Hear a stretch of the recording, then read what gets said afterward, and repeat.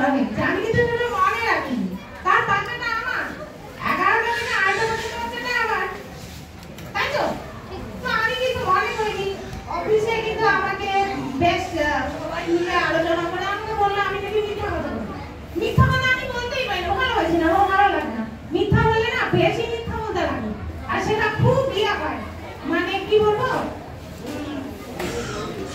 স্বচ্ছ হয় না।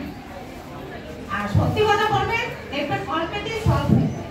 যাই হোক, গার্জিয়ানটা আমাকে বললো, যা বললো বলছে। তারপর মাঠে এসে আবার আমাকে বললো আপনি মিথ্যাবাদী। আমি ভাবলাম আইরে আমার গার্জিয়ানদের বললো আপনি মিথ্যা কথা, রাগ হয়ে গেল। আমার মিথ্যা কথা বলতে পারে না, ভগবান বিচার করবে। সত্যি গার্জিয়ানটা অসুস্থ হয়ে গেছে। কি খারাপ লাগে আমার যখনই মনে হয়। আমাকে বলে, মাসিকে বলে, সামনাসামনি আমাদেরকে বলতে পারে কিছু হয়নি, আমি নাকি বলছি যে ওই তোর বাবাকে বলিস বা টাইম শেষ হয়ে গেছে, ফটোটা আমাকে তার জন্য কি আমি মা তো আমি এমন মাসে অসুস্থ হয়ে গেছে। কিন্তু পরের দিন বাজার থেকে আসে দিব্যি আছে। তো আমি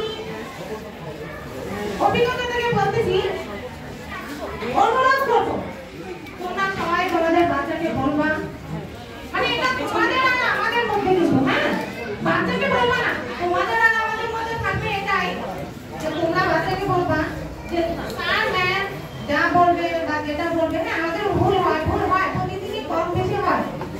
তাহলে কি হবে বলো, আমাদেরকে যদি রেসপেক্ট করতে শেখে 4-5 বছরে, তোমাদেরকেও রেসপেক্ট করবে বাচ্চারা। এখান থেকে যদি সম্মান না দেওয়া শিখে যায়, তোমরা কিন্তু বাচ্চার কাছ থেকে সম্মান আশা করো না। আমি আমার অভিজ্ঞতা থেকে বলতেছি, তোমরা চেষ্টা করে দেখবা, ঠিক আমার কথা ভুলে যাবে।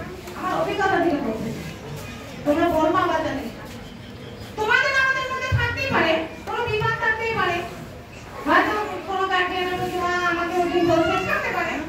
মানুষ তো, আমিও মানুষ, তোমরাও মানুষ, কিন্তু তোমরা বাচ্চাকে সবসময় বলবে, তাহলে দেখবা আখেরে তোমাদেরই লাভ হবে। আমরা কয়দিন পড়বো, 5 বছর 6 বছর, তারপর আমিও চলে যাবো, কিন্তু বাচ্চা তোমাদেরই থাকবে। অনেক স্যার অনেক ম্যাম কয়েকদিন মধ্যে অনেক কিছু বলবো, আমার এই পয়েন্টের কথা ছিল।